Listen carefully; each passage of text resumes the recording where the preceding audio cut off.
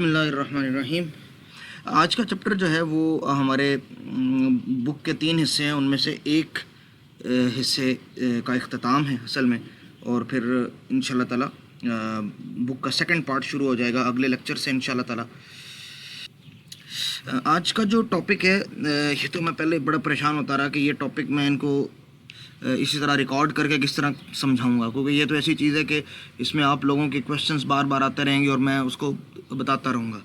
तो मैं तकरीबन सारी रात इसी काम पे लगा रहा हूँ कि कितना आसान मैं कर सकूँ आप लोगों के लिए, ताकि आप लोगों की जो क्यूरीज जो आनी है वो पहले ही मैं आंसर कर दूँ इसमें।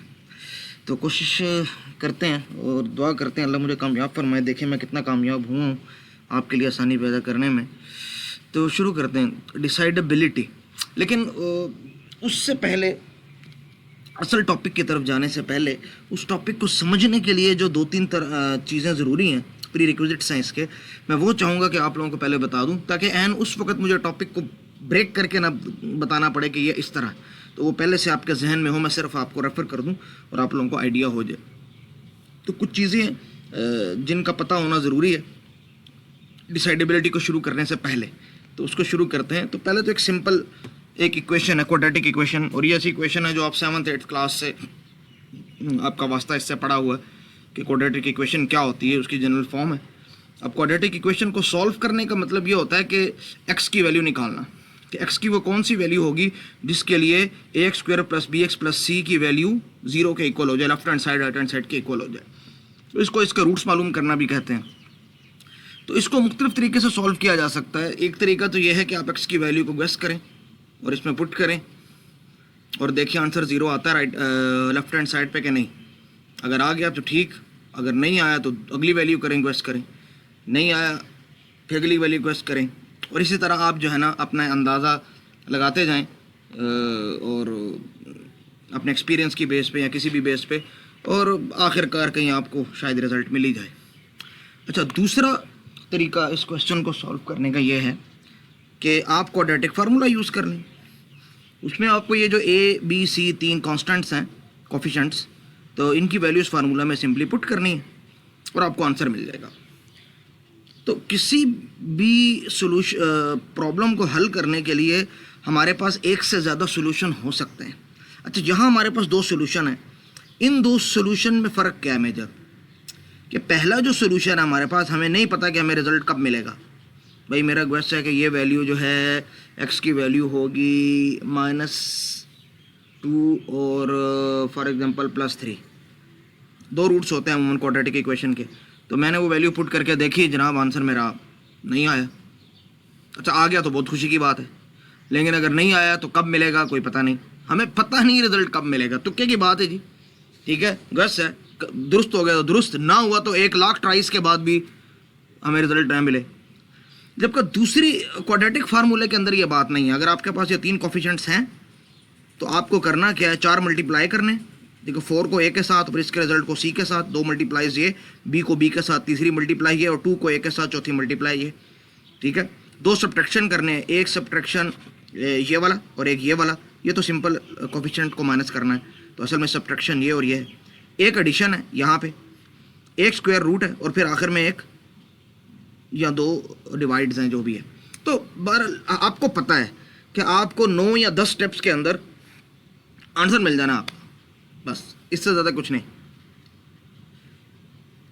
अब ये दोनों सोल्यूशन में फ़र्क आपको समझ में आया कि हैं दोनों सोल्यूशन, दोनों से रिज़ल्ट इंशाल्लाह मिलेगा, मिल सकता है, ठीक है।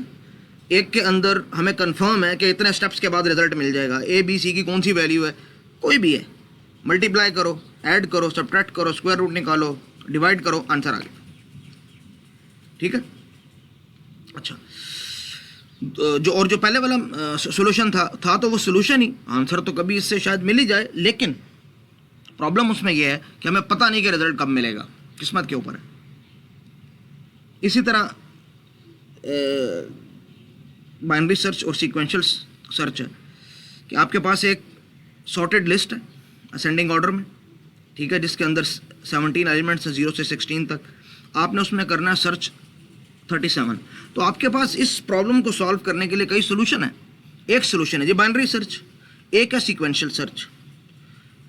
सीक्वेंशियल सर्च के अंदर क्या है कि आप हर वैल्यू को बारी बारी देखते हैं, हर वैल्यू को देखना है। अभी पहले इसको देखेंगे, फिर इसको, और हर दफ़ा देखेंगे मैच हो रही है कि नहीं। इसको देखा जी, ये 1 है 37 नहीं है, नहीं जी आगे जाओ, फिर ये 3 है 37 नहीं, आगे जाओ, फिर आगे जाओ और कहीं जाके यहाँ पे वैल्यू मिलेगी, ठीक है।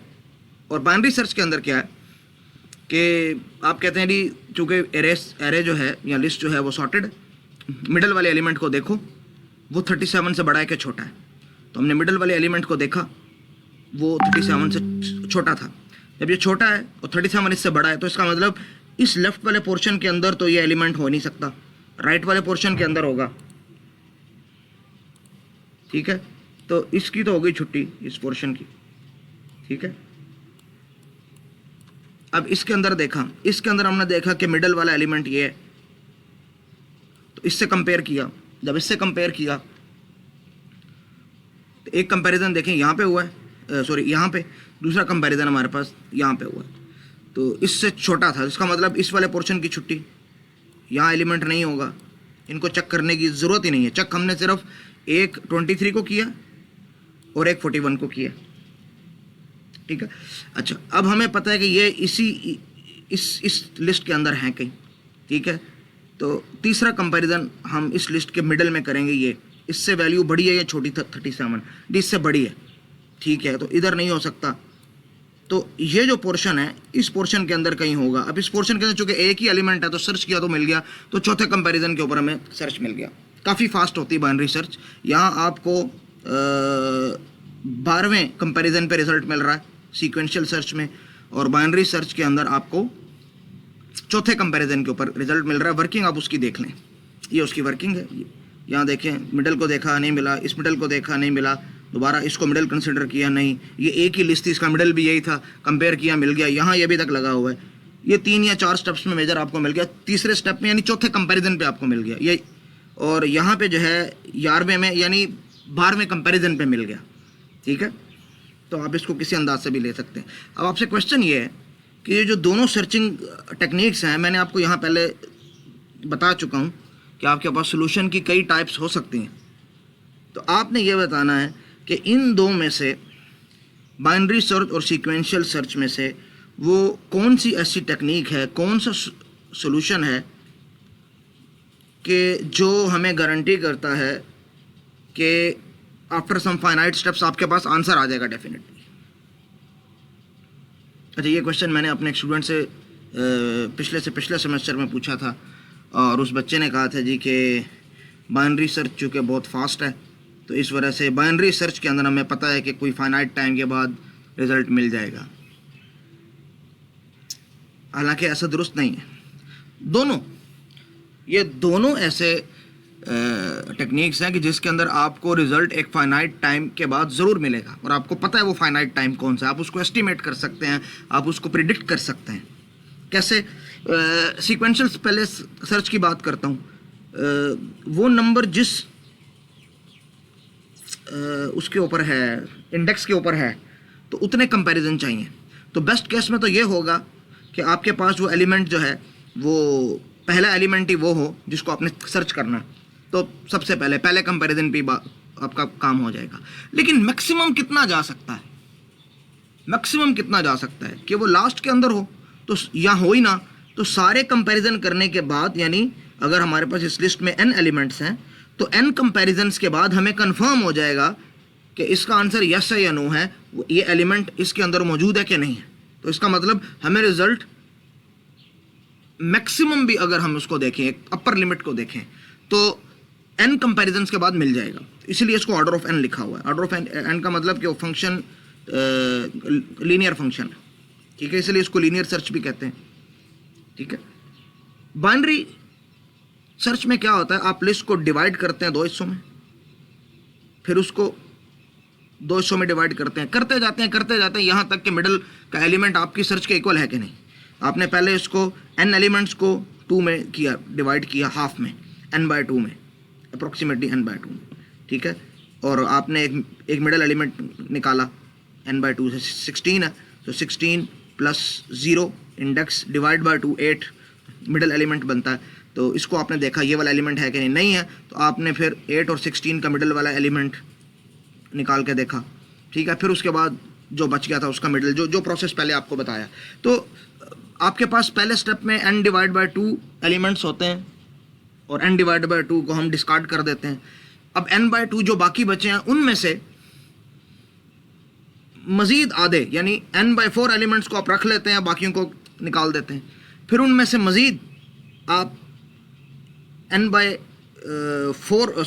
8 को रख लेते हैं, n बाई 8 को निकाल देते हैं, और करते करते आपके पास सिंगल एलिमेंट रह जाता है यानी n डिवाइड बाई n, कि जो आपके पास एक ही एलिमेंट होता है जो आपका सर्च एलिमेंट होता है और आपको जो है ना वो मिल जाता है। तो आप देखें हर स्टेप पे चीज़ें कम हो रही हैं। तो अगर आप इसको जमा करें टोटल टाइम आपको कितना लगता है, तो ये बनेगा log of n to the base 2। तो ये आपकी अपर लिमिट है, ठीक है, कि मैक्सिमम टाइम अगर लगेगा तो इतना टाइम लगेगा। अब मिसाल के तौर पे यहाँ पे ये टोटल वैल्यू 17 है, तो log of 17 to the base 2 is 4.08 और समथिंग लाइक दैट। तो इसका मतलब आपको मैक्सिमम 4 में अगर इसकी लेंथ इतनी है 16 या 17, तो आपको 4 कंपैरिजन में मैक्सिमम 4 कंपैरिजन में कोई भी वैल्यू मिल जाएगी। हाँ, उससे पहले भी मिल सकती है। पहले कैसे मिल सकती है कि जी जो वैल्यू आप ढूंढ रहे हैं वो है 23, तो जब आप पहला कंपैरिजन करेंगे इस लिस्ट के मिडल वाला तो वो है 23, आपको उधर ही वैल्यू मिल जाएगी। लेकिन जो वर्स्ट केस हो सकता है कि वो वैल्यू लिस्ट के हाफ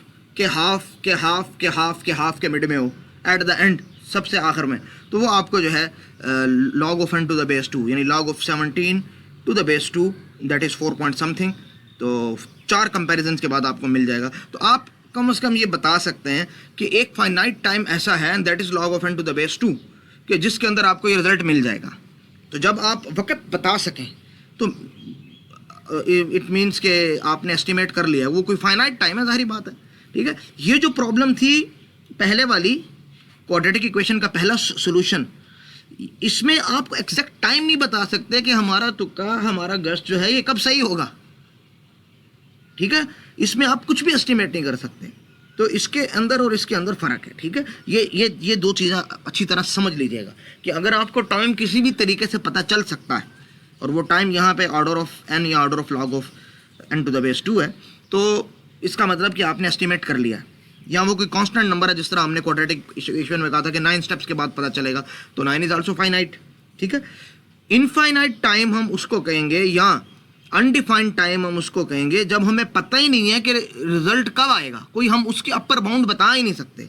अपर बाउंड हम ये बताएंगे जी प्लस इन्फिनिटी टाइम है, तो it is not bound in fact, क्योंकि बाउंड का मतलब है कोई लिमिट, तो इन्फिनिटी तो कोई लिमिट है ही नहीं, ठीक है। तो इस चीज़ को समझिएगा। अब अगर ये बात समझ में आ गई तो ये 3 टर्मिनोलॉजीज हैं जिसके ऊपर हम इस पूरे चैप्टर में बात कर रहे हैं और आज के 2 लेसन्स के अंदर बात कर रहे हैं। वो है इफेक्टिव सोल्यूशन क्या होता है, डिसीजन प्रोसीजर क्या होता है और डिसाइडेबल प्रॉब्लम क्या होती है। तो बेस में आपकी बना चुका हूँ इन 3 कॉन्सेप्ट को समझने में।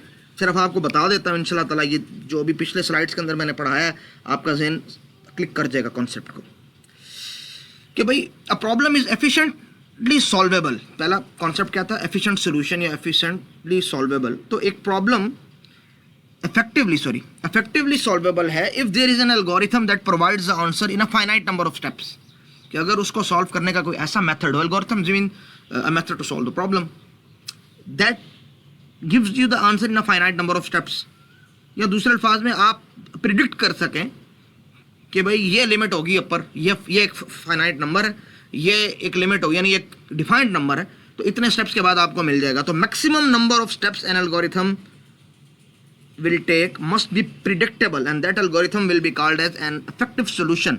जैसा कि क्वाड्रेटिक इक्वेशन का सोल्यूशन एक इफेक्टिव सोल्यूशन है, इस तरह बाइनरी सर्च एक इफेक्टिव सोल्यूशन है, ठीक है। इसी तरह लीनियर सर्च या सीक्वेंशियल सर्च एक इफेक्टिव सोल्यूशन है। हमें पता है कि कितने टाइम के बाद हमें रिजल्ट मिल जाएगा, मैक्सिमम टाइम क्या होगा, अपर लिमिट क्या होगी। ये तो हो गया इफेक्टिव सोल्यूशन। अगला है डिसीजन प्रोसीजर। डिसीजन का मतलब होता है फैसला, ठीक है। तो कुछ इफेक्टिव सोल्यूशन ऐसे होते हैं जिनमें सारे एल्गोरिथम को रन करने के बाद हमें कुछ वैल्यू रिटर्न करनी होती है, रिटर्न ट्रू और फॉल्स। तो अगर कोई ऐसा एल्गोरिथम है जिसको जो फाइनाइट टाइम में रन हो जाता है, फाइनाइट टाइम के अंदर अपना रिजल्ट दे देता है, लेकिन वो रिजल्ट क्या होता है असल में, वो होता है रिटर्न ट्रू या रिटर्न फॉल्स। तो उस एल्गोरिथम को हम कहते हैं डिसीजन प्रोसीजर, कि इस प्रोसीजर के बाद आप कुछ डिसीजन करते हैं यस या नो का। तो an effective solution to a problem that has a yes or no answer is called a decision procedure. तो आप आसानी के लिए इसको ऐसा समझ लें कि ऐसा एल्गोरिथम जो आपको फाइनाइट टाइम के अंदर रिजल्ट दे, ऐसा फंक्शन अगर आप बनाएं उस एल्गोरिथम को, अगर आप लिख लें तो वो इफेक्टिव सोल्यूशन होता है। और लेकिन अगर वो कोई वैल्यू, अगर उसकी फंक्शन की रिटर्न वैल्यू ट्रू या फॉल्स है तो उसको हम डिसीजन प्रोसीजर कहेंगे, ठीक है। और ये डिसीजन प्रोसीजर जिस प्रॉब्लम को सॉल्व करने के लिए था, मिसाल के तौर पे सर्च करो, तो सर्च करने की जो प्रॉब्लम थी वो डिसाइडेबल प्रॉब्लम थी कि हाँ उसको डिसाइड किया जा सकता है यस या नो के फॉर्म में, क्योंकि उसका डिसीजन प्रोसीजर है। और वो डिसीजन प्रोसीजर क्या है, लीनियर सर्च भी हो सकता है, बाइनरी सर्च भी हो सकता है, ठीक है। तो उम्मीद है कि तीनों कॉन्सेप्ट आपको समझ में आ गए होंगे, ठीक है ना। अच्छा, अगर ये बात समझ में आ गई है तो अब हम इस चैप्टर के एजेंडे के ऊपर जाते हैं कि how can you decide, decidability है ना, तो can you decide the two regular expressions define the same language.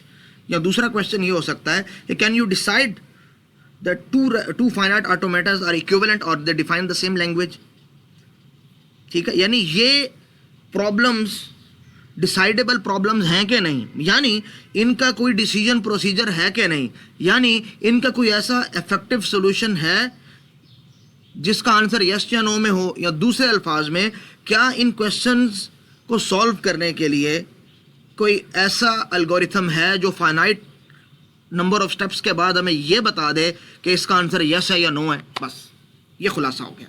और तीसरा क्वेश्चन कि can we decide about a language, about a regular language that it is finite और infinite, क्योंकि non regular language तो सारी इनफाइनाइट होती हैं, उसको डिसाइड करना ही नहीं है। अगर किसी ने कहा ये नॉन रेगुलर लैंग्वेज है तो वो तो इनफाइनाइट है। हाँ, रेगुलर लैंग्वेजेस कुछ फाइनाइट होती हैं, कुछ इनफाइनाइट होती हैं। तो क्या किसी रेगुलर लैंग्वेज के बारे में आप डिसाइड कर सकते हैं कि वो फाइनाइट है या इनफाइनाइट है?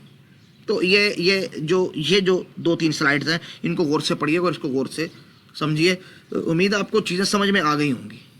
अगर ये चीज़ समझ में आ गई है, अब हम आगे चलते हैं कि ये जो तीनों के तीनों क्वेश्चंस हैं, प्रॉब्लम्स हैं, ये डिसाइडेबल तब होंगी जब इनका कोई डिसीजन प्रोसीजर हो, यानी कोई इफेक्टिव सोल्यूशन हो जिसके अंदर यस नो हो, यानी नंबर ऑफ स्टेप्स प्रिडिक्टेबल हों, और उसके बाद ये बताया कि हाँ जी हो सकता है या नहीं हो सकता। कुछ भी आंसर हो, यस या नो, कोई भी आंसर हो, तो that is a decision. Yes सिर्फ यस डिसीजन नहीं है, नो भी एक डिसीजन है, ठीक है।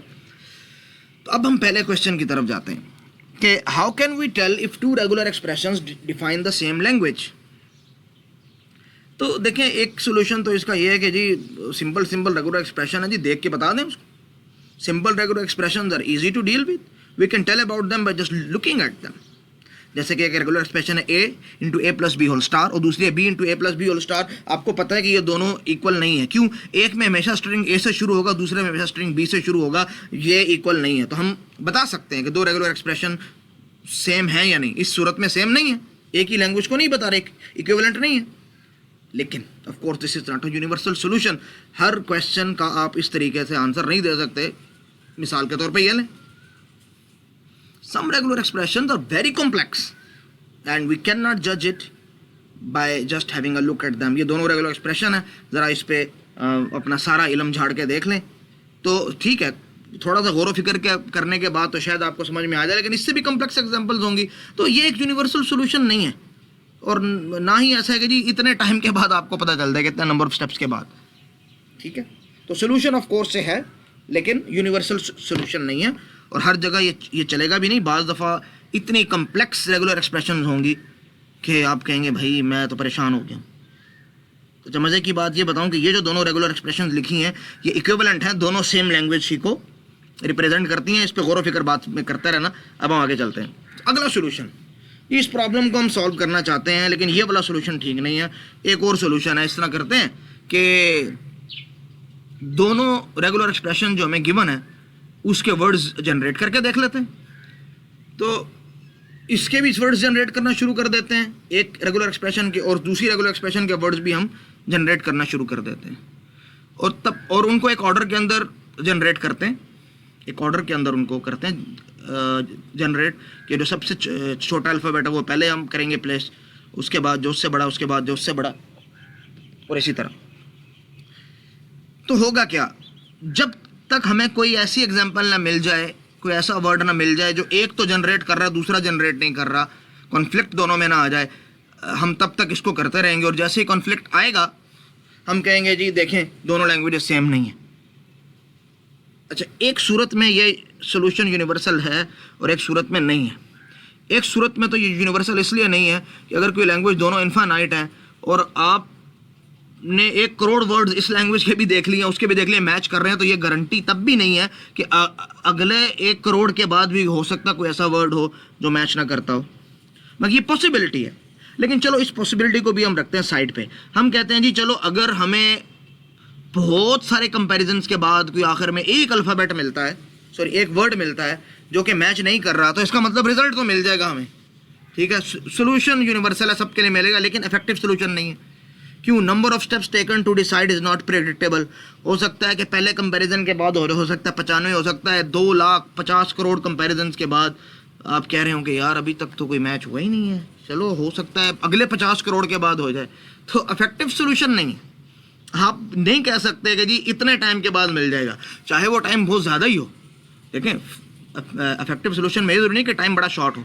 आप कहेंगे जी 1 लाख कंपैरिजन के बाद कंफर्म है कि यस या नो में आंसर दे दूंगा, तो हम कहेंगे ये इफेक्टिव, ये जो है ना डिसाइडेबल है, ठीक है। लेकिन यहाँ तो ये सूरत ही नहीं है, तो ये काम भी नहीं चलेगा। अच्छा, इस क्वेश्चन को भी हम रखते हैं साइड पे, दूसरे क्वेश्चन को देखते हैं। ये क्वेश्चन तो था कि ये क्वेश्चन नंबर 1 था कि how can we tell if 2 regular expressions define the same language. और क्वेश्चन नंबर 2 है कि how can we tell if 2 finite automata define the same language, और in other words they are equivalent.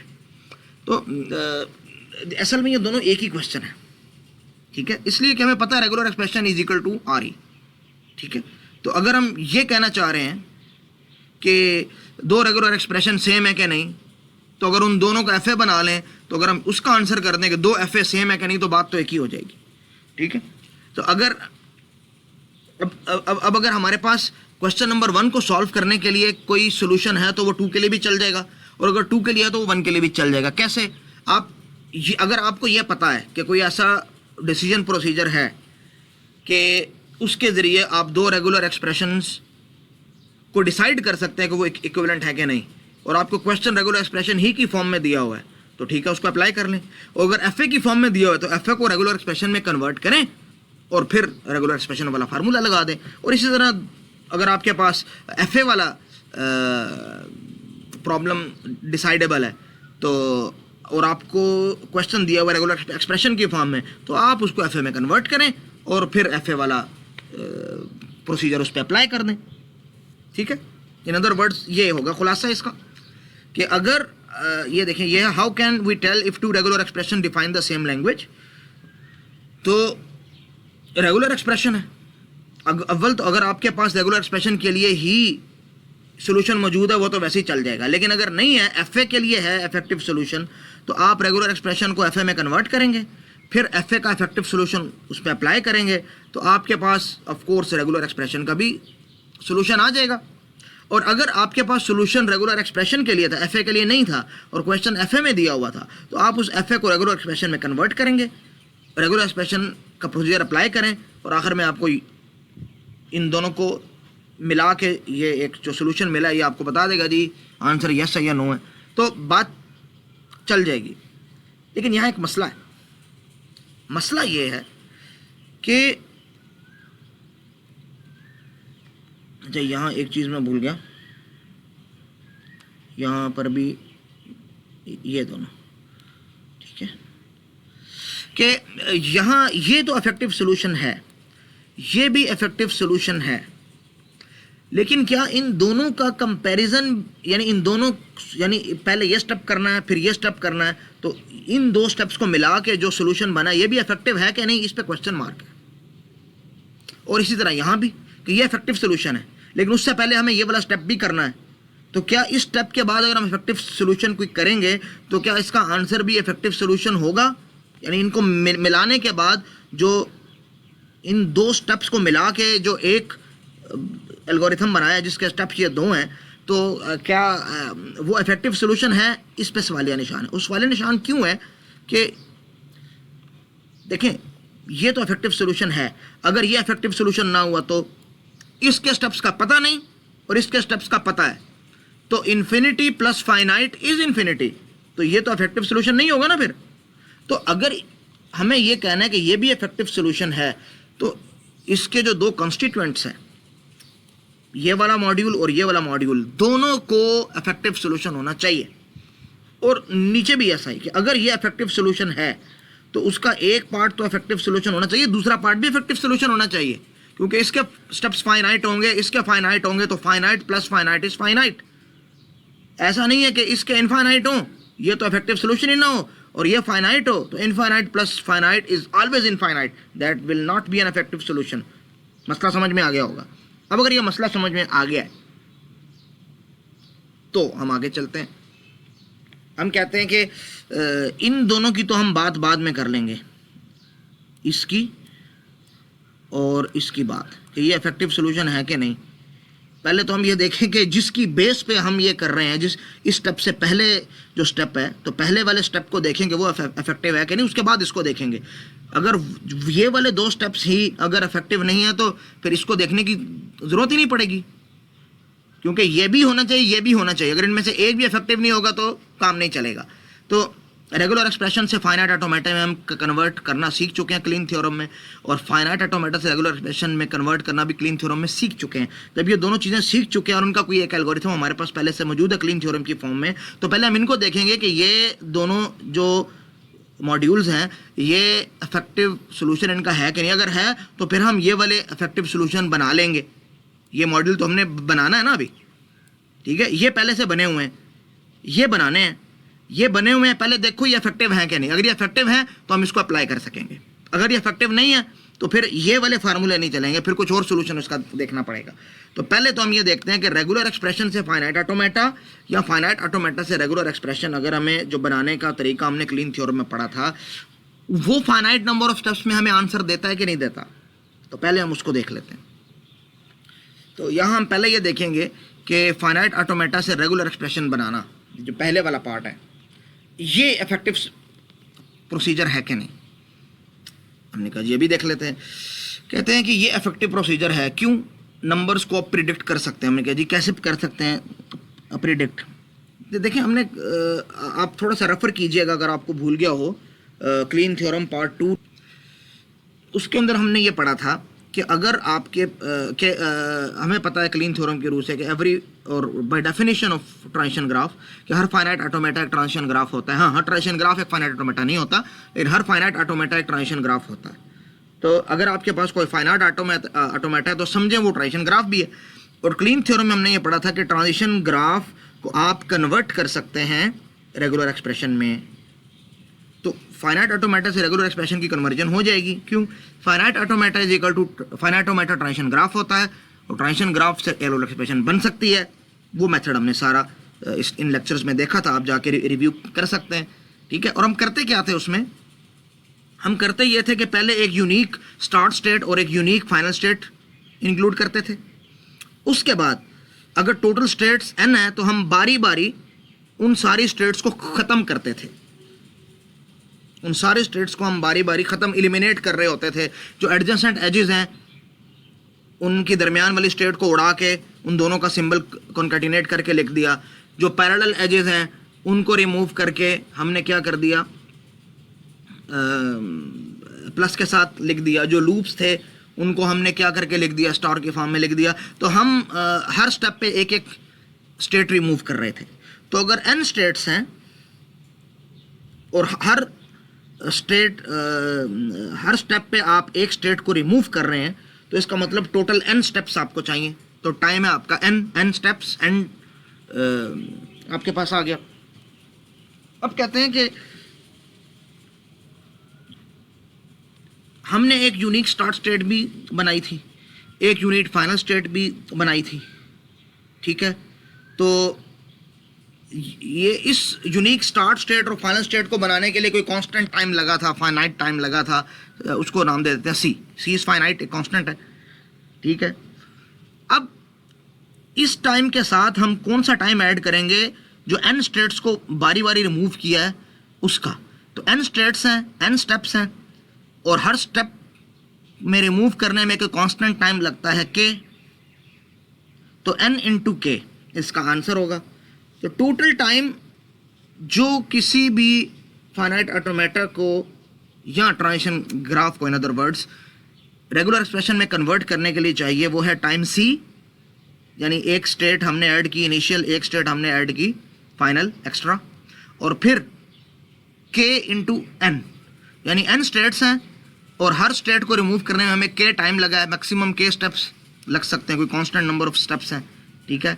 तो c plus N dot के, जिसको order of n भी लिख सकते हैं। ऑर्डर ऑफ n का मतलब है कि ये लीनियर फंक्शन है, ठीक है। तो ये बहरहाल ये जो भी है, क्योंकि नंबर ऑफ स्टेट्स फाइनाइट होती हैं, वेरिएबल इसके अंदर एक ही है, c और k तो पहले ही कांस्टेंट है, n और कांस्टेंट होता है फाइनाइट, जो वेरिएबल है हमारे पास वो है n, और n फाइनाइट इसलिए है कि n है नंबर ऑफ स्टेट्स, और number of states finite automata के अंदर फाइनाइट ही होते हैं। तो ये इसका answer at the end finite ही होगा, ठीक है। तो ये वो टाइम है जो लग रहा है टोटल फाइनाइट ऑटोमेटा को रेगुलर एक्सप्रेशन में कन्वर्ट करने से। तो एक प्रॉब्लम तो हमारी सॉल्व हो गई कि फाइनाइट ये वाला जो मॉड्यूल है ये इफेक्टिव प्रोसीजर है, ठीक है। हमें यहाँ पर ये समझ आ रही थी कि इनमें से कौन सा, इन दोनों में से कौन सा इफेक्टिव प्रोसीजर है कि नहीं। तो ये पता आ गया रही कि ये वाला जो पार्ट है ये तो इफेक्टिव प्रोसीजर है।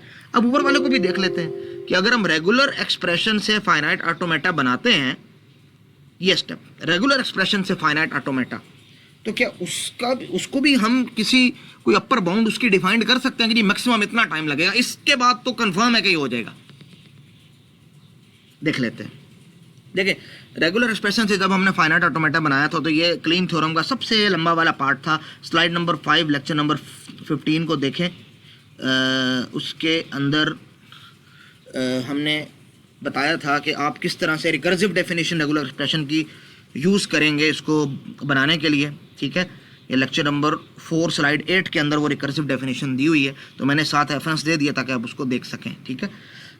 अच्छा, अब हम करेंगे क्या, चूँकि रिकर्सिव डेफिनेशन के ज़रिए चलना है, तो देखिए रिकर्सिव डेफिनेशन की पहली स्टेप है कि every letter of alphabet set plus the empty string is a regular expression.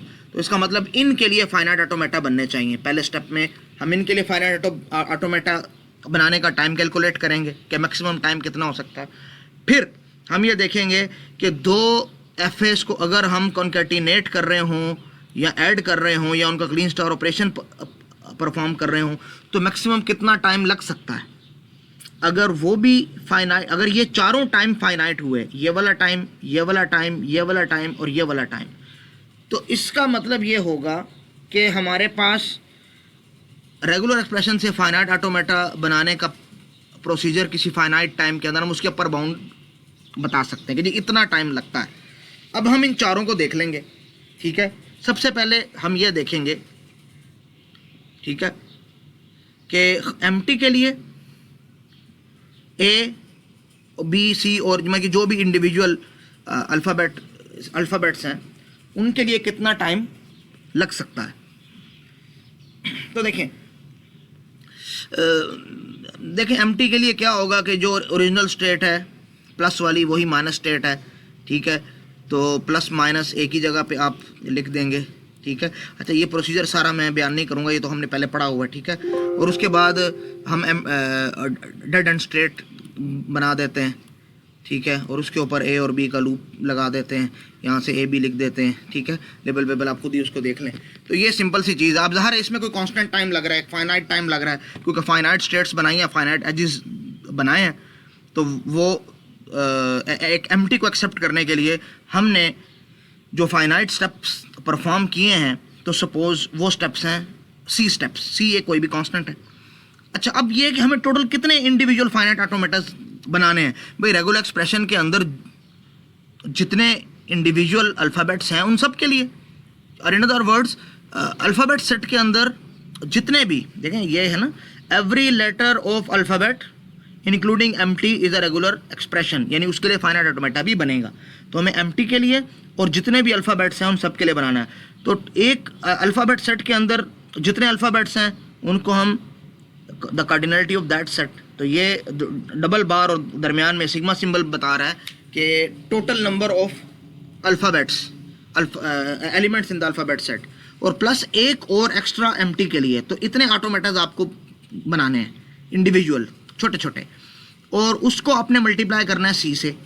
Cardinality of this set +1 multiplied by some constant C, और ये कांस्टेंट सी ये कोई भी छोटा सा ऑटोमेटा बनाने के लिए 3-4 स्टेप जो हम परफॉर्म करते हैं, तो ये 3, 4, 5 कुछ भी हो सकता है। कांस्टेंट इज फाइनाइट, ठीक है। नंबर ऑफ स्टेट्स फाइनाइट है, sorry number of alphabet set, alphabets जो होते हैं ये हमेशा फाइनाइट होते हैं। +1 तो finite +1 is finite multiplied by a constant number that is also finite. तो ये आपको एक फाइनाइट नंबर देगा जिसको आपने यहाँ नाम दे दिया K1 का। तो इसका मतलब ये वाला जो पोर्शन है, पहले वाला जो हमने कहा था, इन 4 में से जो पहले वाला पोर्शन है ये तो इफेक्टिव प्रोसीजर है जी। अब बारी आ जाएगी इनकी। अच्छा, इन दोनों को हम इकट्ठा ही देख लेते हैं और स्टार वाले को हम बाद में देख लेंगे। इसका हम नाम रख देंगे T1, इसका T2, इसका T3। इसके रिजल्ट अगर हमारे पास कांस्टेंट आया तो K1 नाम दे देंगे। अगर इसका रिजल्ट हमारे पास कोई कांस्टेंट यानी कोई फाइनाइट नंबर आया तो K2 नाम दे देंगे। और अगर इसका रिजल्ट भी हमारे पास इफेक्टिव हुआ, यानी इसका रिजल्ट भी हमारे पास हम उसको प्रिडिक्ट कर सके, उसकी कोई टाइम बाउंड हम बता सके, तो उसको हम K3 नाम दे देंगे, ठीक है। तो पहले वाले का तो है हमारे पास, अगले वाले को देखते हैं। अगला स्टेप है हमारे पास एडिशन और कॉन्कैटिनेशन का। अब देखें, आपके पास FA1 है जिसके अंदर 3 स्टेट्स हैं जी, X1, X2, X3, और एक दूसरा ऑटोमेटा है FA2 जिसके अंदर 2 स्टेट्स हैं Y1 और Y2। तो अगर इन दोनों को ऐड करके या कॉन्कैटिनेट करके आप एक ऑटोमेटा बनाएंगे तो उस ऑटोमेटा में मैक्सिमम ज़्यादा से ज़्यादा स्टेट्स भी अगर होंगी तो कितनी हो सकती हैं, तो वो आप पहले देखें कितनी हो सकती हैं। देखें, टोटल स्टेट्स हैं 1, 2, 3, 4, 5, और हमें पता है कि जब हम नई स्टेट्स बनाते हैं Z1, Z2 के नाम से, तो उनकी डेफिनेशन के अंदर इन्हीं 5 का कोई कम्बिनेशन होता है।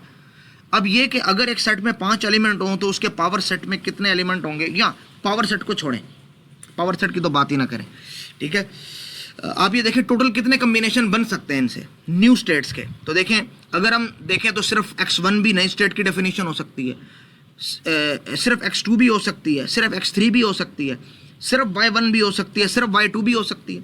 अच्छा, अगर किसी स्टेट की डेफिनेशन में 2 स्टेट्स हों, न्यू स्टेट ऐसी हो जिसको डिफाइन करते हुए हमें उसकी डेफिनेशन में 2 स्टेट्स रखनी पड़ गई हों, तो वो कौन कौन सी हो सकती हैं जी? X1, X2 भी हो सकती है, X1, X3 भी हो सकती है, X1, Y1, इस तरह X1, Y2 भी हो सकती है, और X2, X3 भी हो सकती है, X2, Y1, X2, Y2, और इस तरह X3, Y1, X3, Y2, Y1, Y2 ये भी हो सकती हैं। और अगर हमें कोई पॉसिबिलिटी ये भी है कि वो 3 स्टेट्स हैं, ठीक है, 3 स्टेट्स हैं, तो X1, X2, X3 हो सकती हैं किसी एक नई स्टेट की डेफिनेशन में। X1, X2, Y1 हो सकता है, X1, X2, Y2 हो सकता है, X1, X3, Y1 हो सकता है, X1, X3, Y2 हो सकता है, ठीक है, X1, Y1, Y2 हो सकता है। इसके अलावा X2, X3, Y1 हो सकता है, X2, X3, Y2 हो सकता है, X3, Y1, Y2 हो सकता है। अगर 4 हों तो X1, X2, X3, Y1, या X1, X2, X3, Y2 हो सकता है, या X1, X3, Y1 हो सकता है, X2, X3, X1 और Y2 हो सकता है। या ये कि 4 हों तो X1, X2, X3, Y1 एक पॉसिबिलिटी, और X1, X2, X3, Y2 दूसरी पॉसिबिलिटी, और X2, X3, Y1, Y2 तीसरी पॉसिबिलिटी। और अगर 5 हों, पांचों की स्टेट की डेफिनेशन में अंदर है, तो X1, X2, X3, Y1 और Y5। इसके अलावा और कोई पॉसिबिलिटी नहीं है। और अगर इन सबको आप गिनेंगे तो ये बनता है 25। और अगर आप देखें तो ये टोटल स्टेट्स कितनी हैं? 5, तो 5 पावर 2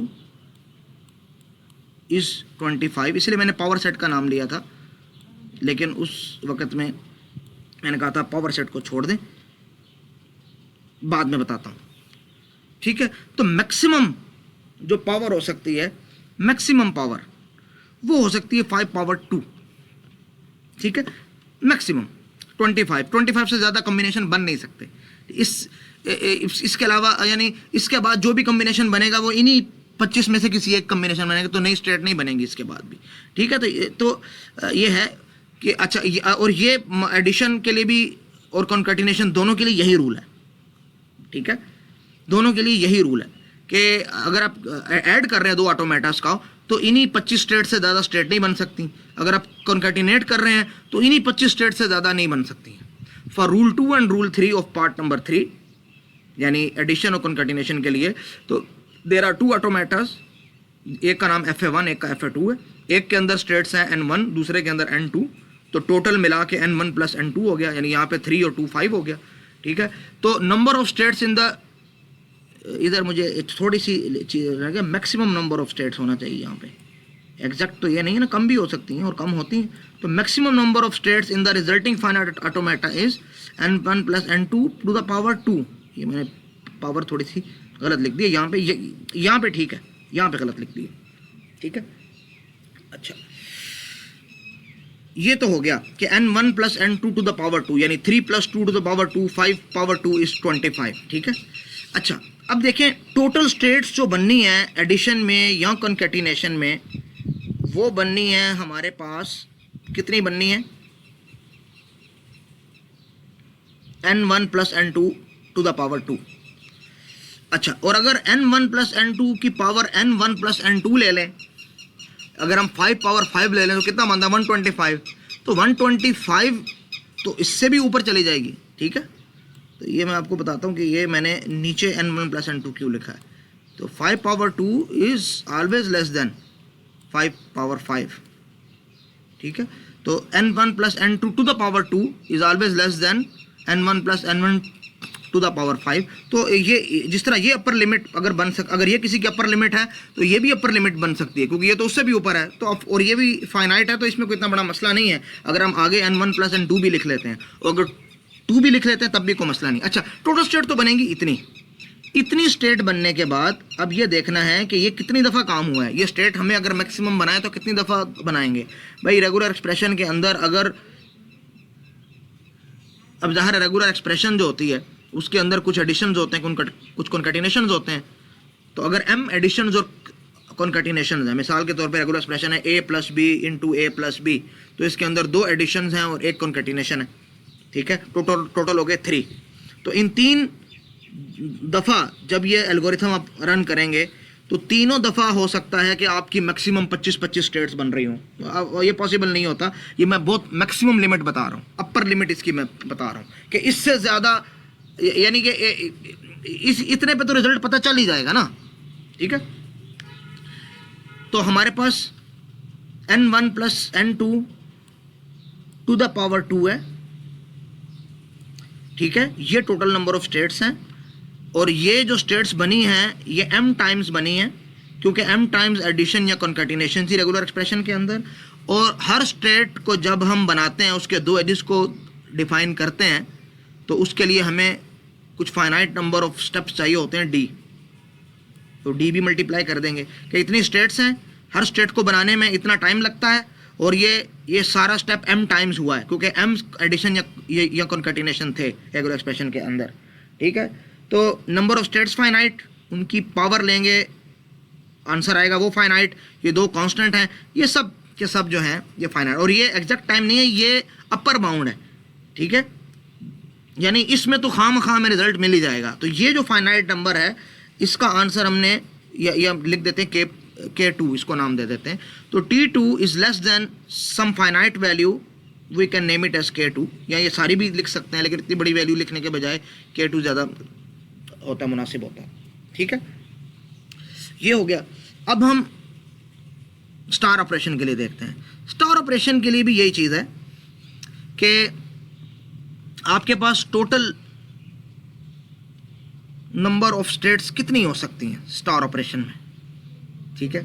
आपने कहा जी मेरे पास एक ऑटोमेटा है जिसके अंदर X1, X2 और X3 ये 3 स्टेट हैं, तो मैं उनको जो है ना उसका क्लीन स्टार ऑपरेशन परफॉर्म करना चाह रहा हूँ। आपने कहा जी ठीक है जी, बिस्मिल्लाह, बिल्कुल करो। तो इसको जब नई स्टेट बनेगी तो उनकी डेफिनेशन में क्या क्या हो सकता है, तो मैं कहा जी खाली X1 हो सकता है, X2 हो सकता है, x3 हो सकता है। अच्छा, x1 और x2 दोनों हो सकते हैं, x1 और x3 ये भी हो सकते हैं, और x2 और x3 भी हो सकते हैं, ठीक है, और x1 x2 x3 भी हो सकते हैं, ये सारे हो सकते हैं, ठीक है। तो टोटल ये बनते हैं कोई 6-7, ठीक है, 1 2 3 4 5 6 7 बनते हैं टोटल, ठीक है। और 8वां इन पे एम्प्टी सेट होता है, उसको आप इंक्लूड करें या ना करें, ठीक है, 8 हो गए, सही है। तो अब आप देखें मैक्सिमम जो इसकी पावर हो सकती है कि उससे ज़्यादा एक्सीड नहीं करेगा। अब अगर आप n पावर 2 ले लें, यहाँ भी मैंने 2 ही लिखना था और मैंने थोड़ी गलती कर दी, यहाँ पे भी कोई बात नहीं, आंसर पर हमारा फ़र्क नहीं आएगा क्योंकि हमने उसको K3 नाम दे दिया हुआ है, ठीक है। मैं स्लाइड्स में इसको ठीक कर दूंगा कि n पावर 2 यानी 3 टू द पावर 2, 3 3 9, यानी 9 से कम ही बनेंगी, 9 से ज़्यादा स्टेट नहीं बनेंगी कभी भी। तो सपोज 9 बन गई तो 9 भी एक फाइनाइट नंबर है, ठीक है, और हर एक को बनाने में एक टाइम लगता है, जैसे टाइम है उसका b, तो हमने उस 9 के साथ यानी n स्क्वायर के साथ b मल्टीप्लाई कर दिया, और टोटल जो स्टार्स हैं हमारी रेगुलर एक्सप्रेशन में, वो मिसाल के तौर पे a नंबर ऑफ स्टार्स हैं, a कोई भी कांस्टेंट है, 5 6 जितने भी स्टार्स हैं, ठीक है, तो वो हमने इससे मल्टीप्लाई कर लिया, ठीक है। तो ये टोटल हमारे पास मैक्सिमम नंबर ऑफ स्टेप्स आ जाएंगे इसको सॉल्व करने के लिए, ठीक है। तो टोटल टाइम हमारे पास आ जाएगा T1 + T2 + T3 यानी कि K1 + K2 + K3, और तीनों फाइनाइट हैं, कोई नंबर्स हैं, और वो 3 फाइनाइट नंबर मिलके एक फाइनाइट नंबर ही बनाते हैं, तो ये उसकी अपर लिमिट है। टाइम विल बी यानी नंबर ऑफ कंप्यूटेशनल स्टेप्स या time will be always less than equal to this number of K। तो हमने उसकी एक अपर बाउंड बता दी है कि K स्टेप के बाद तो हमें रिजल्ट मिलेगा ही मिलेगा भाई, पक्का मिलेगा, ठीक है। ये अपर बाउंड है, जैसा कि हम उसके अंदर बता रहे थे सीक्वेंशियल सर्च के अंदर कि n कंपैरिजन के बाद तो रिजल्ट पक्का मिलेगा, और बाइनरी सर्च के अंदर हमने क्या बताया था कि log of n to the base 2 comparisons के बाद तो रिजल्ट पक्का मिल जाएगा।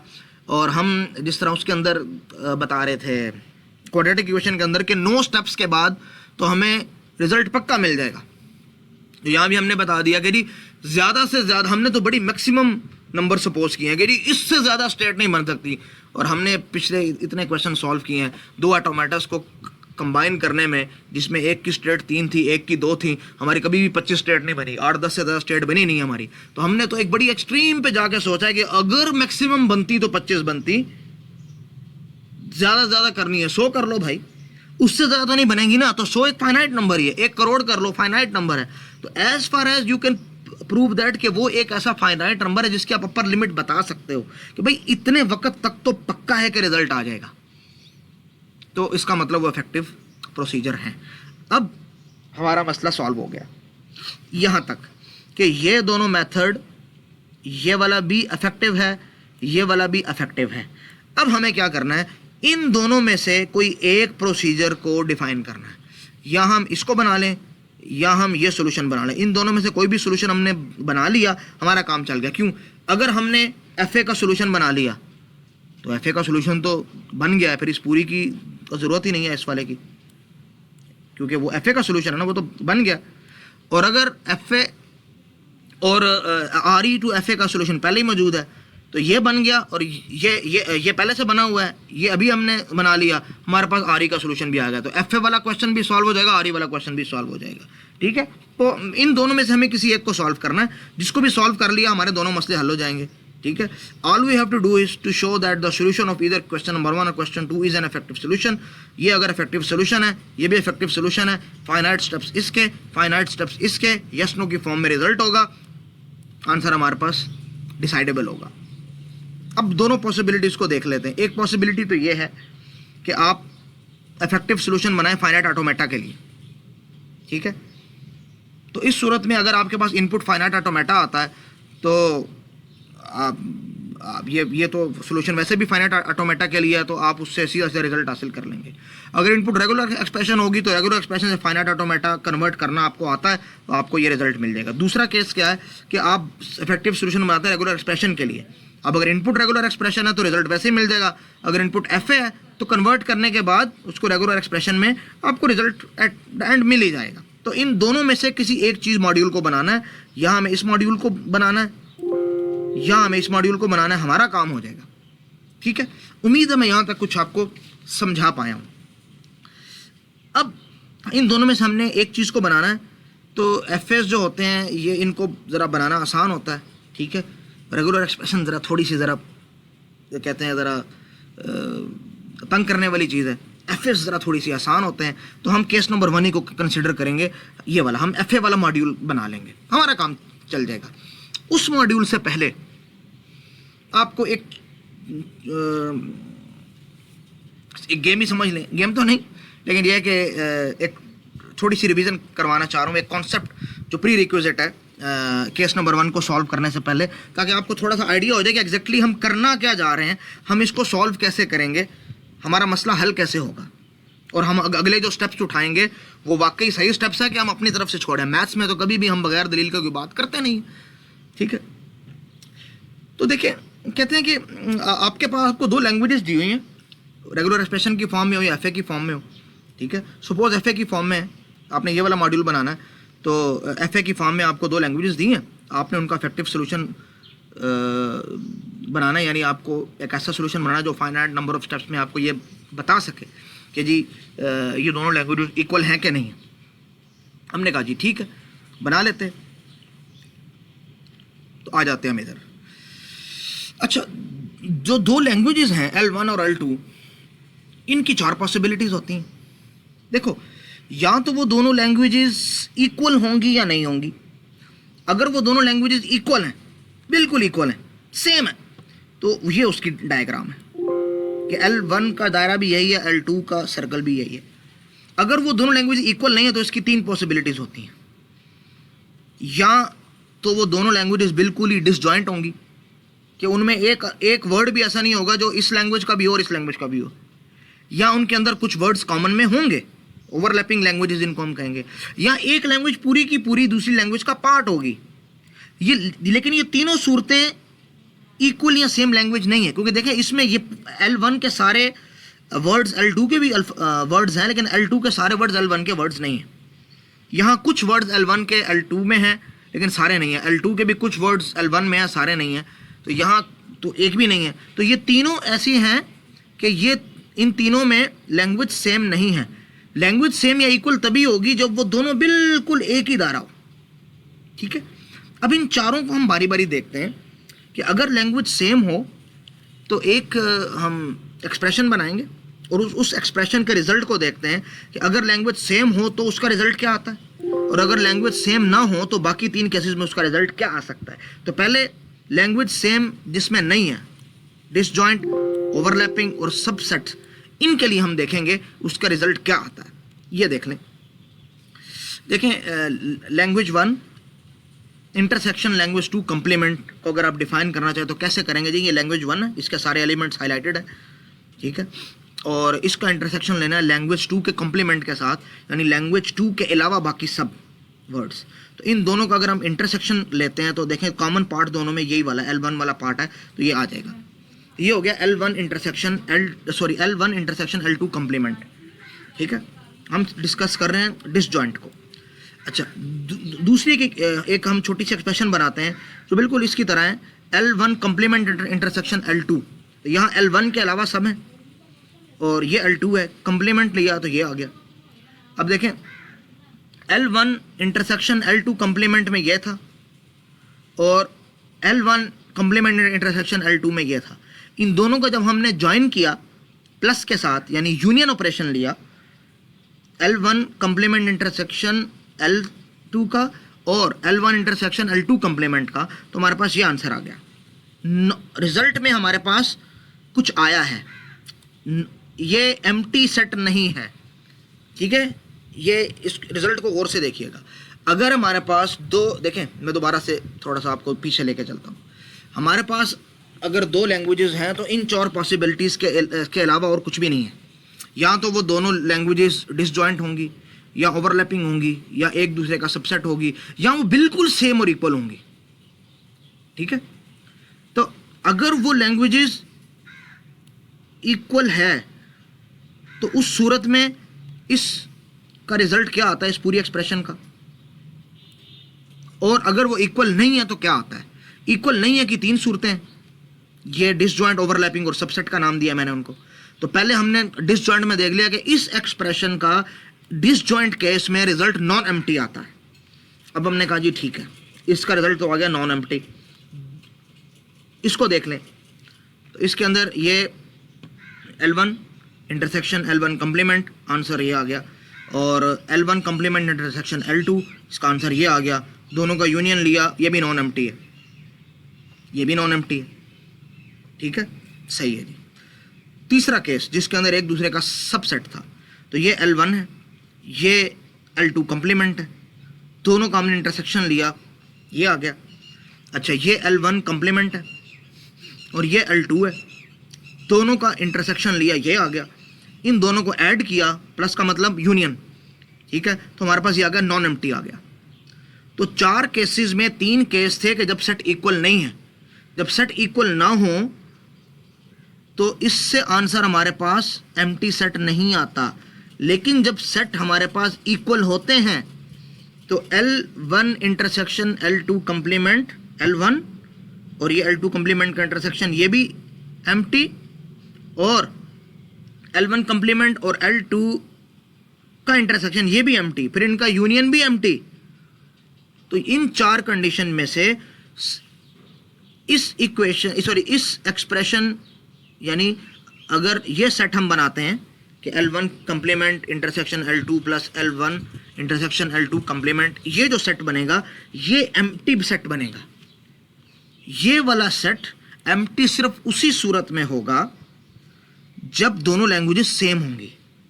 तो हम करना क्या चाह रहे हैं, अब हमें पता है किसी भी फाइनाइट ऑटोमेटा का कम्प्लीमेंट कैसे लेना है, किसी भी फाइनाइट ऑटोमेटा का इंटरसेक्शन कैसे लेना है, किसी भी फाइनाइट ऑटोमेटा का प्लस कैसे लेना है, यानी उनको ऐड कैसे करना है। अगर हम 2 फाइनाइट ऑटोमेटास को लेके, उनके कम्प्लीमेंट्स को लेके, उनका इंटरसेक्शन लेके आपस में ऐड करके जो ऑटोमेटा आएगा, अगर वो एम्प्टी लैंग्वेज को एक्सेप्ट कर रहा है, यानी किसी वर्ड को एक्सेप्ट नहीं कर रहा, तो इसका मतलब कि ये जो 2 वर्ड लैंग्वेज L1 और L2 वो इक्वल होंगे। तो हमने एक एल्गोरिथम बना लिया। इसका एल्गोरिथम क्या है कि आप पहले वाले फाइनाइट ऑटोमेटा का कम्प्लीमेंट लें, दूसरे वाले का भी कम्प्लीमेंट लें, पहले वाले के कम्प्लीमेंट को दूसरे वाले से इंटरसेक्शन करें, तीसरा स्टेप। चौथा स्टेप, पहले वाले को दूसरे वाले कम्प्लीमेंट से इंटरसेक्शन करें, चौथा स्टेप। पांचवा स्टेप, दोनों को कंबाइन कर दें। और छठा स्टेप ये देखें कि रिजल्ट आपका, अब ये जो इन सब को मिला के एक ऑटोमेटा बना है, वो एम्प्टी लैंग्वेज को एक्सेप्ट कर रहा है कि नहीं, यानी वो किसी वर्ड को एक्सेप्ट ना कर पाए।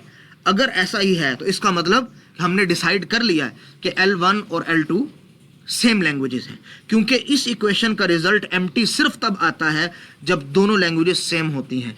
एक वर्ड भी अगर आगे पीछे है, यानी लैंग्वेजेस एग्जैक्टली सेम नहीं है, तो इसका मतलब कि इन तीनों का रिजल्ट एम्प्टी नहीं आएगा, हम पहले देख चुके हैं। ठीक है, अगर दोनों लैंग्वेजेस सेम हैं, इस पूरी एक्सप्रेशन को कोई स्ट्रिंग एक्सेप्ट नहीं करना, एम्प्टी लैंग्वेज को एक्सेप्ट करना है, एम्प्टी स्ट्रिंग को भी एक्सेप्ट नहीं करना है, ये भी याद रखिएगा। ठीक है, अच्छा, एक चीज याद रखिए, इंटरसेक्शन जो होता है इसको आप यूनियन की फॉर्म में लिख सकते हैं। तो by De Morgan's law L1 complement intersection L2 is equal to L1 union, plus का मतलब union L2 complement whole complement. तो अगर आप चाहें तो इस एक्सप्रेशन को सॉल्व कर लें, इस एक्सप्रेशन को सॉल्व कर लें। आपको क्लीन थ्योरम में आपने पढ़ा हुआ है, और क्लीन थ्योरम के बाद वाले थ्योरम्स भी, क्या किसी भी ऑटोमेटा का इंटरसेक्शन कम्प्लीमेंट कैसे लेना है, इंटरसेक्शन कैसे लेना है, प्लस कैसे लेना है, तो आपकी मर्जी है। आप इन दोनों में से किसी तरीके से भी सॉल्व कर लेना, आपका मसला हल हो जाएगा। ठीक है, ये हमारे पास एक एल्गोरिथम बन गया जो हमें फाइनाइट नंबर ऑफ स्टेप्स के अंदर रिजल्ट। अब जब हमें कैसे पता चला कि ये फाइनाइट नंबर ऑफ स्टेप्स के अंदर रिजल्ट दे रहा है? भाई इसलिए कि किसी लैंग्वेज का कम्प्लीमेंट बनाना ये भी फाइनाइट है। क्यों भाई? हर प्लस स्टेट को, यानी हर फाइनल स्टेट को नॉन फाइनल कर दो और हर नॉन फाइनल स्टेट को फाइनल स्टेट कर दो, तो टोटल n स्टेट्स हैं। हर स्टेट्स को रीड करो और उसका स्टेटस उलट दो, तो टोटल n स्टेप्स ही हो जाएंगे। तो n स्टेप्स फाइनाइट होते हैं। ठीक है, और प्लस अभी हम देख कर आए हैं कि 2 ऑटोमेटास को प्लस करना जो होता है वो फाइनाइट है, अभी पिछले स्लाइड्स के अंदर हमने पढ़ा है। और इंटरसेक्शन और प्लस या कॉन्केटिनेशन, तीनों में maximum number of states n1 plus n2 to the power 2 बनती हैं, तो वो सब एक ही हैं। तो सब के अंदर असल में चाहे वो इंटरसेक्शन हो, प्लस हो, कॉन्केटिनेशन हो, क्लीन स्टार ऑपरेशन हो, कम्प्लीमेंट हो, ये सारे के सारे ऑपरेशन फाइनाइट है, फाइनाइट टाइम के अंदर सॉल्व होते हैं। इनको अगर आपस में प्लस माइनस करेंगे तब भी आंसर हमारे पास फाइनाइट ही आएगा। एक क्वेश्चन सॉल्व करूँगा तो आपको थोड़ा सा आइडिया हो जाएगा, ठीक है। ये क्वेश्चन है हमारे पास कि show that the languages described by the following regular expression are the same. ठीक है, हम कहते हैं अभी देख लेते हैं। पहले तो हम इसको जो है ना एफ के अंदर इसको हम कन्वर्ट करेंगे, ए स्टार का एफ बनाएंगे और एम टी प्लस ए स्टार का एफ बनाएंगे। तो इसको FA1 का नाम दे देंगे, इसको FA2 का नाम दे देंगे। ये FA1 है और ये FA2 है। अब देखें हमें ज़रूरत किसकी पड़नी है, FA1 की, FA2 की, इस तरह FA1 और FA2 के कम्प्लीमेंट्स की भी ज़रूरत पड़नी है। तो हमने कहा कम्प्लीमेंट हम बना देते हैं, सिंपल सी। कम्प्लीमेंट क्या होता है, जो प्लस स्टेट है उसको नॉन प्लस कर दो, जो नॉन प्लस स्टेट है उसको प्लस स्टेट कर दो, ये आ गया। और इसी तरह FA2 का भी कम्प्लीमेंट बना दिया। ये दोनों प्लस स्टेट थी, अब ये प्लस स्टेट नहीं है, ये प्लस स्टेट नहीं थी, अब ये प्लस स्टेट है, कम्प्लीमेंट बन गया।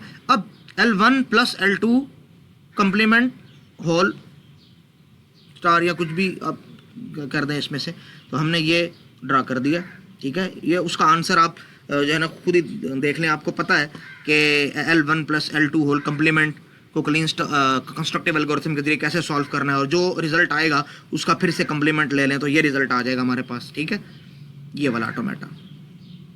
और मज़े की बात है इस ऑटोमेटा में कोई भी एक्सेप्ट स्टेट नहीं बनी हमारे पास, बना के देख लें, मैंने सॉल्व किया है, ये कोई एक्सेप्ट स्टेट नहीं बन रही। दूसरे पार्ट को अगर हम देखें तो दूसरे पार्ट के अंदर भी कोई एक्सेप्ट स्टेट नहीं बन रही। तो जब इस पार्ट के अंदर भी कोई एक्सेप्ट स्टेट नहीं है, इसके अंदर भी एक्सेप्ट स्टेट नहीं है, तो इनको जब हम प्लस करेंगे कंस्ट्रक्टिव एल्गोरिथम के जरिए, इन दोनों ऑटोमेटास को ऐड करेंगे, तो जो रिजल्ट आएगा उसके अंदर भी कोई प्लस स्टेट नहीं होगी। तो इसलिए उसको बनाने की फ़िलहाल ज़रूरत ही नहीं है। अगर होती तो हम उसको बना के देखते, लेकिन फ़िलहाल उसको बनाने की कोई ज़रूरत नहीं, क्योंकि दोनों पार्ट्स के अंदर कोई एक्सेप्ट स्टेट है ही नहीं, तो उनका यूनियन एक एम्प्टी स्ट्रिंग होगा। इसलिए उसको हम आगे क्यों जाए जब हमें पता है रिजल्ट यही होगा। तो इसका मतलब कि दोनों लैंग्वेजेस सेम है।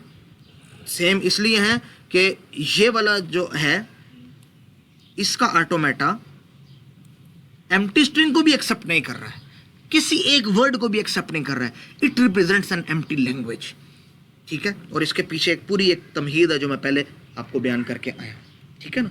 तो उम्मीद है आपको चीज़ समझ में आ गई। और क्वेश्चन बड़ा सिंपल सा, इतना ज़्यादा इसमें टाइम नहीं लगता है। आपको क्वेश्चन दिया जाएगा, उसके ऑटोमेटास बनाएं, उसके कम्प्लीमेंट्स बनाएं और कंस्ट्रक्टिव एल्गोरिथम के ज़रिए उसको सॉल्व करें, ठीक है। उसके दो ऑटोमेटास बनेंगे, एक राइट इस पोर्शन के लिए प्लस इस प्लस के राइट वाले पोर्शन के लिए, एक लेफ्ट वाले पोर्शन के लिए। उसके बाद इन दोनों को मिलाकर आप देखें जो आंसर बनेगा, अब देखेंगे उसके अंदर भी कोई प्लस स्टेट नहीं होगी इस केस में। अगर ये लैंग्वेजेस सेम नहीं होंगी, मिसाल के तौर पे अगर यहाँ से मैं एम्प्टी हटा देता और कहता ए प्लस और ए प्लस को देखो, तो फिर आप देखते, आप खुद से सॉल्व करके देख लीजिएगा कि ये जो एट द एंड जो आपके पास रिजल्टिंग ऑटोमेटा आता उसमें कुछ ना कुछ होता। और हमें पता है कि जब भी इस इक्वेशन के रिजल्ट में कुछ ना कुछ होगा, कुछ ना कोई स्ट्रिंग आएगा, तो इसका मतलब वो ओरिजिनली L1 और L2 एम्प्टी नहीं थी। ये चीज़ कभी कंफ्यूज करे तो इसको देख लेना, ये सारी बहस हमने की है कि एम्प्टी, इस इक्वेशन का एम्प्टी आंसर तभी आता है जब L1 और L2 सेम होते हैं। अगर L1 और L2 सेम ना हो तो इसका आंसर कभी एम्प्टी नहीं आता है, ठीक है। इसलिए हमने उन दो लैंग्वेजेस को लेकर इस एक्सप्रेशन के मुताबिक उनके ऑटोमेटास बना ली और फिर देखा कि वो किसी चीज़ को एक्सेप्ट करता है कि नहीं करता। अगर वो एम्प्टी लैंग्वेज को रिप्रेजेंट कर रहा है तो इसका मतलब कि हमारे पास दोनों लैंग्वेजेस सेम है। अगर कुछ भी एक्सेप्ट कर रहा है, एम्प्टी स्ट्रिंग भी एक्सेप्ट कर रहा है, तो समझे लैंग्वेजेस सेम नहीं है, ठीक है। उम्मीद है मैं कुछ आपको समझा पाया हूँ। मैंने बड़ी कोशिश की है कि जितना आसान कर सकूँ स्लाइड्स को इंटरेक्टिव बना लूँ। इसको मैंने मुख्तलिफ सोर्सेज से पढ़ के अपनी पूरी कोशिश तो की है कि आपको जितनी सहूलत और आसानी से समझ में आ जाए, आपको समझ में आए। फिर भी बच्चों कोई मसला हो तो यू आर एवर वेलकम, पूछ लेना मुझसे। अच्छा, थ्योरम नंबर 16 आपकी बुक का है कि there is an effective procedure to decide whether a given F accepts any word, और there is an effective procedure to decide whether two FAs are equivalent, or there is an effective procedure to decide whether two regular expressions are equivalent।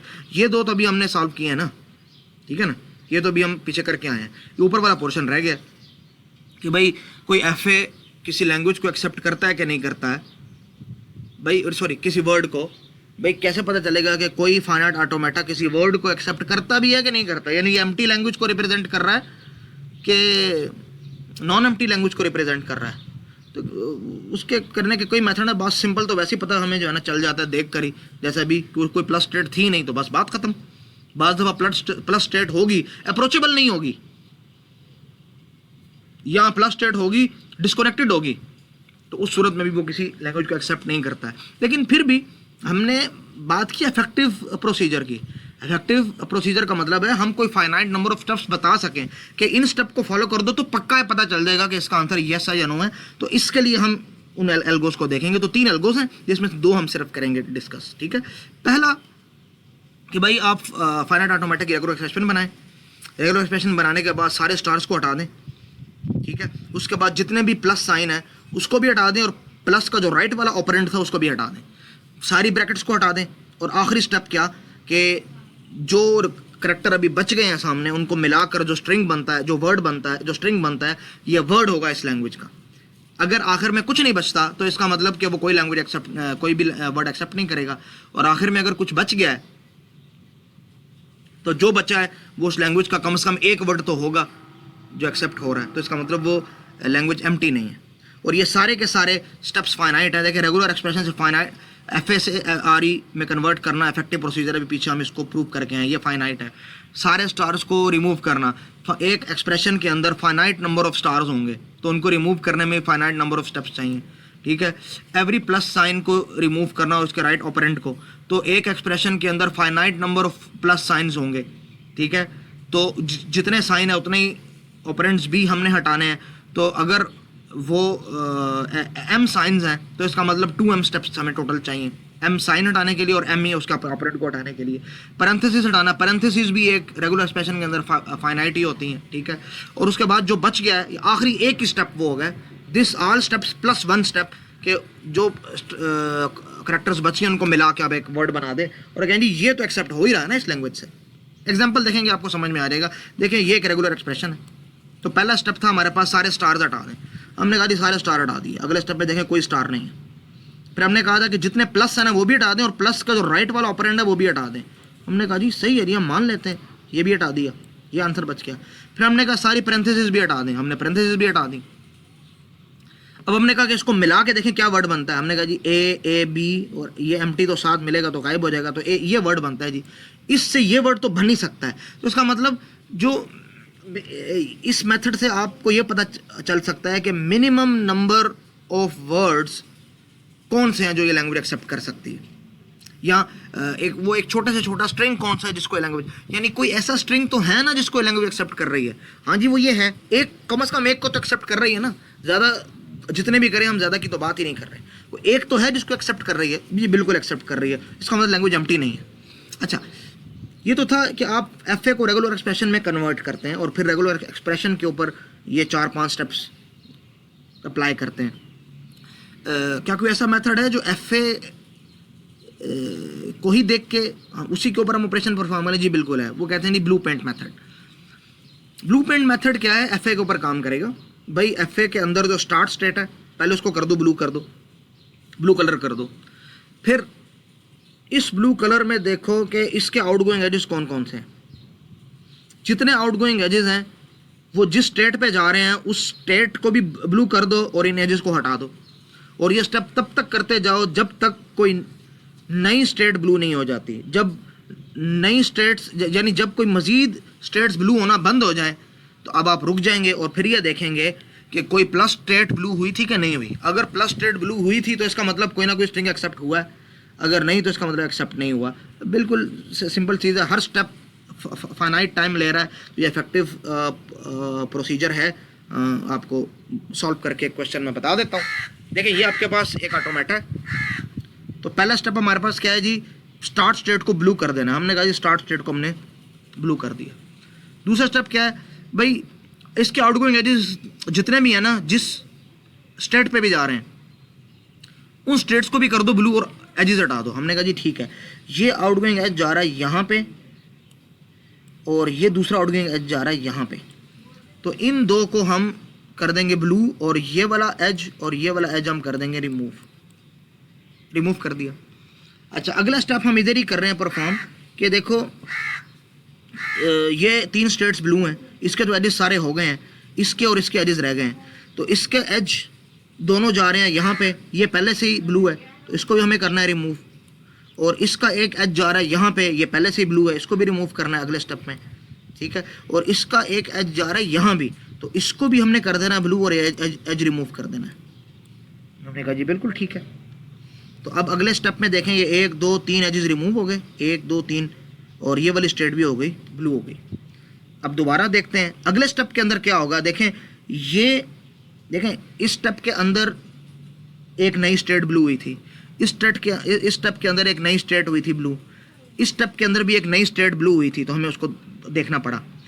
इसके आगे देखिएगा नई states, कोई ये जो बाकी 2 state बनती हैं उनमें से कोई भी ब्लू नहीं होगी, नंबर ऑफ ब्लू स्टेट्स 4 ही रहेंगी, ज़्यादा नहीं होंगी, तो हम अपना एल्गो रोक देंगे, ठीक है। देखें पहले इसको, ये इसका आउटगोइंग एज ये है, ये उधर ही जा रहा है, तो ये तो पहले से ब्लू है, ब्लू नहीं करेंगे। दूसरा आउटगोइंग एज इसका ये था, इधर जा रहा है, ये भी पहले से ब्लू था, इसको ब्लू नहीं करेंगे। तो देखें ये एडिस तो रिमूव करेंगे, लेकिन कोई नई स्टेट ब्लू नहीं हुई।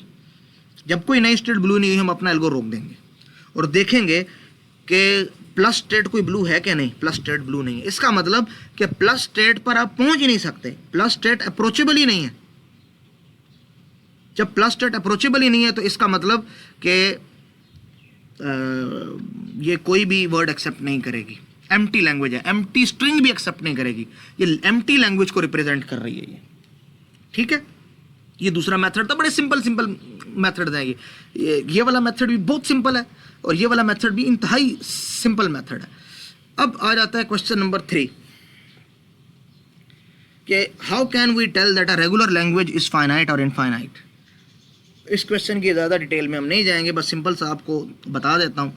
भाई अगर कोई रेगुलर लैंग्वेज ऐसी है, यानी regular language is finite infinite का मतलब है कि उसकी कोई रेगुलर एक्सप्रेशन है, और आपको ये बताना है कि उससे वर्ड्स, यानी उस लैंग्वेज सेट में फाइनाइट वर्ड है कि इनफाइनाइट वर्ड है, क्योंकि रेगुलर लैंग्वेजेस फाइनाइट भी होती हैं, इनफाइनाइट भी होती हैं।